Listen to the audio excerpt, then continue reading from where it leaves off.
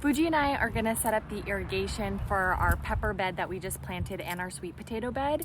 And what we're gonna do is I have this 1/4 inch drip line with the holes every 6 inches. And this is kind of what I've been using in this garden bed area just to make it really easy. And then I've got some little connectors and I've got some landscape staples. It's only been a few days, but I'm already sick of hand watering these things, and I can just tend to get busy and then be very forgetful with watering.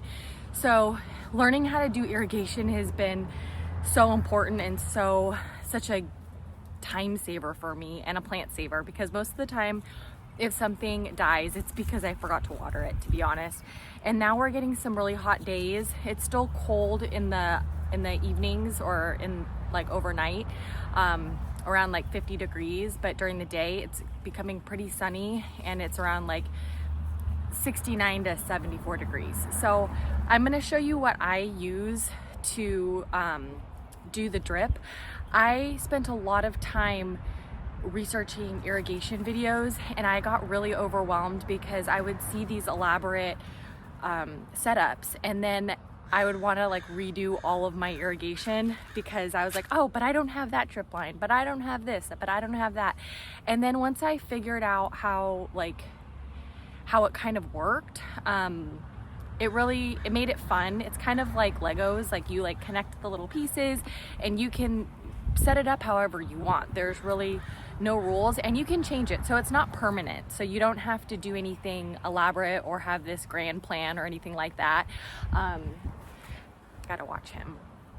So I'll link a video of a really good channel that it just clicked when I watched this video and the way that she explained it, and then I was able to kind of configure my own situation. But I'm just gonna show you this really simple thing that I do, and then also ways that I save money with irrigation. So maybe this will just be like it's not gonna be like the best tutorial ever, but if you're just wanting to hook up some drip to make your watering job easier, I think this is really approachable.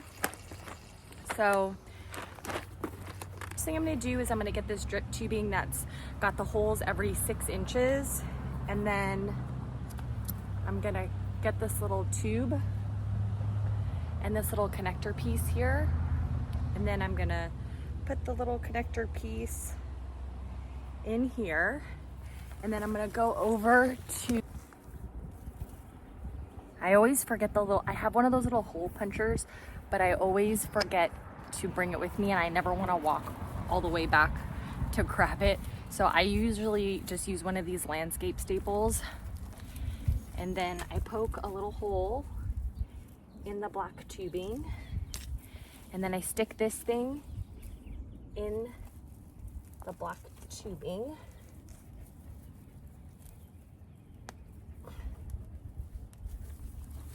Right, and then we're gonna go back over here, and then I'm just gonna run this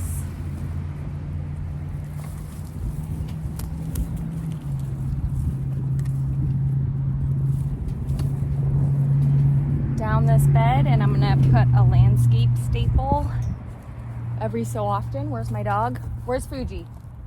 Fuji? Fuji, oh, there he is.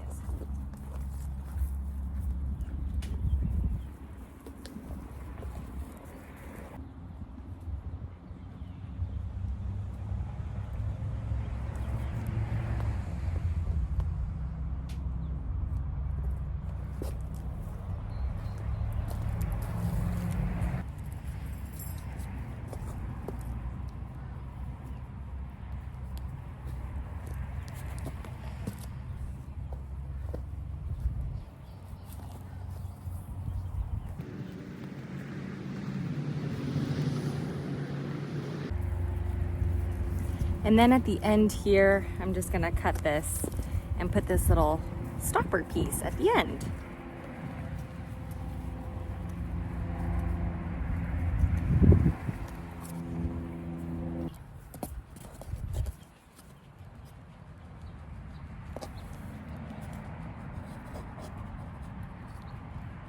And there you go. So another thing I want to tell you is last year I put this like soaker hose kind of black thing. It's like a soaker hose, but 1/4 inch. It does not work at all. So I wouldn't recommend using this in the garden. I have to take this out. I just haven't done it for this year. But I like the little 1/4 inch tube. It's really easy. And you can do the 1/2 inch tube too if you want to have like more water go through it. But this is just fine for me.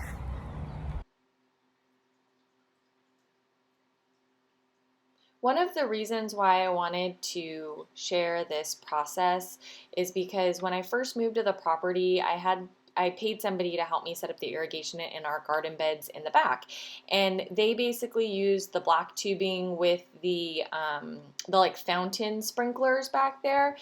And it was because I only had like 3 herb plants back there, and I did have to pay them for their labor and their work and the materials and that sort of thing. And then I quickly realized that I needed way more little emitters as I started adding things. And that's when I learned about this drip tubing that has the emitters every 6 inches. And then I started researching videos. And I realized that the people who I was paying didn't really understand what I was growing, and neither did I. But learning how to do this has been a real like money saver, and it's been an awesome learning experience, because now I don't have to stress out every time I go to the garden center and buy a plant. I know with confidence that I can just go and pop a little emitter in there, and the plant's not going to die from lack of water. And over here I've got a volunteer pumpkin that just grew by itself, which is so exciting. And I wanted to show you, this is an Eden climbing rose that I planted, which is blooming, and I just think it's so pretty.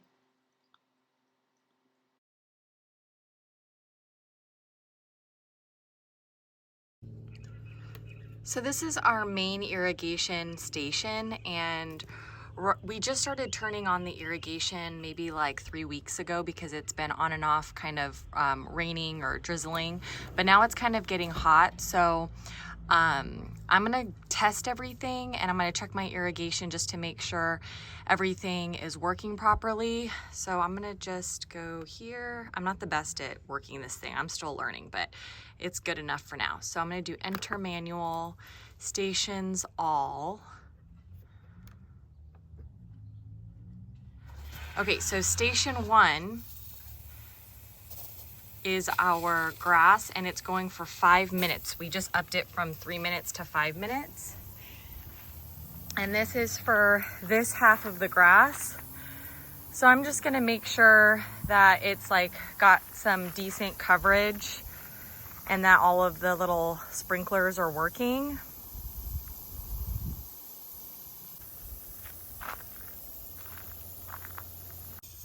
All right, so now it's going to station 2.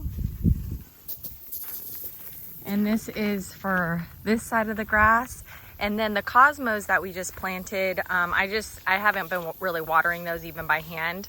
I've just been relying on like the overspray from the lawn grass water. The next station is station 3, which is our tree area, is currently set for 10 minutes every single day. And I'm gonna try and adjust this in the summertime and see if I can get away with doing a long, deep watering every few weeks instead, which I heard is actually better for trees. They like a long, deep watering, and since these are already kind of established, I don't think that they need water every single day like a little baby seedling. So I use these little like fountain sprinklers on these trees, and what I do is I actually turn them off in the winter time, because this also does more than just our trees in the front area. So I'll turn this little thing off when it's raining, and then I can still run the irrigation, but I don't have to be wasting the water on the trees when they're dormant in the winter and not growing very fast. And these citrus trees I don't think need that much water anyways in the winter time. But now we've turned it back on, so right now it's going for 10 minutes every day, and I'm just going from tree to tree, and I'm trying to figure out, or I'm trying to just make sure that there's no leaks and that everybody's getting watered so that they don't die with the heat that's coming through. So our ginger's on the 1/4 inch drip tubing with the emitters every 6 inches. These are some gardenias that I just planted, and I need to add some irrigation to them. Our apple trees just started getting water a few weeks ago, and I turn these little fountains on.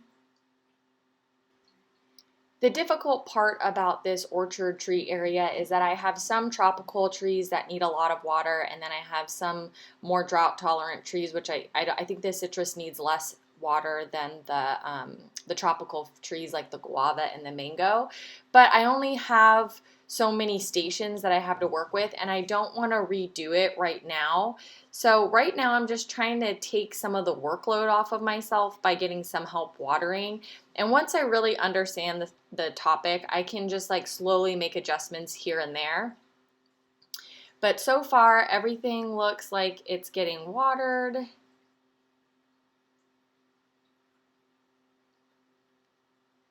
And what I'll do is if I see a tree that's like struggling and not getting enough water, then I might just add like another little a drip emitter to it if it's looking wilty or sad.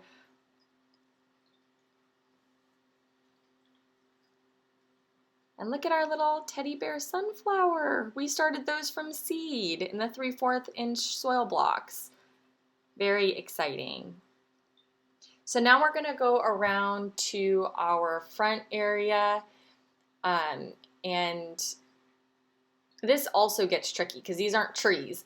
But right here I've got our little like boxwood area, and I've got a 1/2 inch tubing with the emitters every 12 inches.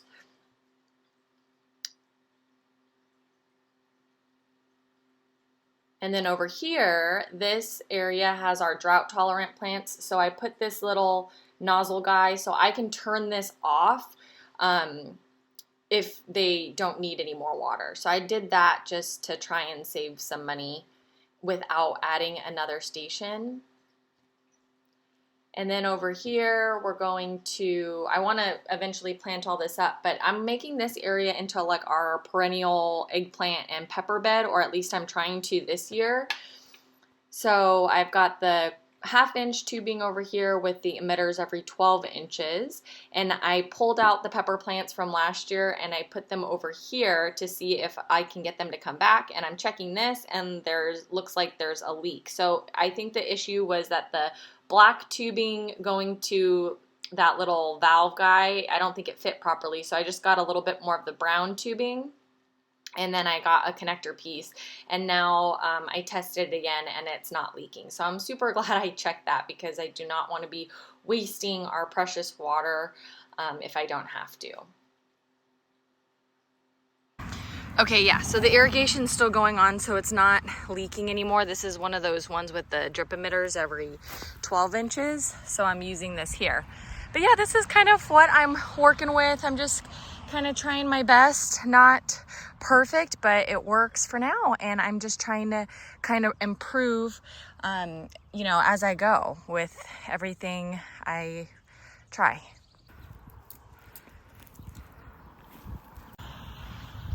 So this area right here is where I'm gonna plant my pumpkins and my corn, and I'm just checking all the little guys.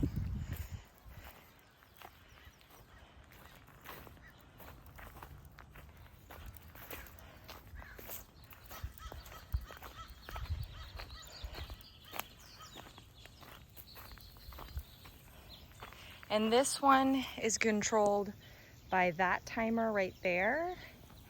And it also controls all of these beds here along with the peppers that I just did. And it looks like we have another leak right here, so I need to fix that.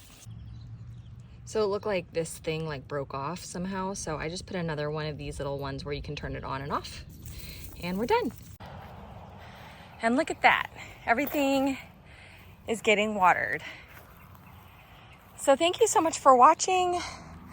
I hope this helped. And if you have any suggestions of how I can improve this, I would really appreciate it because I'm just learning, but I wanted to share kind of where I'm at. And yeah.